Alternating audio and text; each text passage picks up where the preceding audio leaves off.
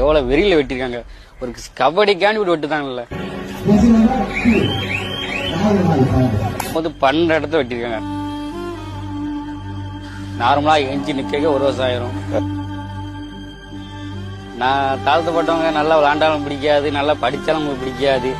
எந்த ஸ்போர்ட்ஸுமே நாங்க வந்து வேலை வர முடியாது.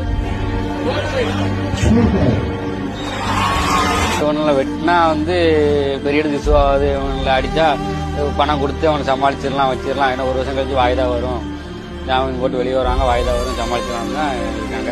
பெரிய தலைவராக வந்து பார்த்து பையனை காப்பாற்றி கொடுத்தாங்க. காப்பாற்றி விட்ட பிறகு அப்படியே நாங்கள் இருக்கிற இடம் இல்லாமல் போக வேண்டியதான். எங்கள் ஐடியெல்லாம் மாற்றிட்டு நாங்கள் தலைமறைவாக இருந்தால் தான் நாங்கள் வாழ முடியும். அதெல்லாம் தாண்டி வாழணும். எப்படி வாழ போகிறோம், எப்படி கதை போகிறோம், பயம் வரட்டும். போற என்னடா வாழ்க்கை.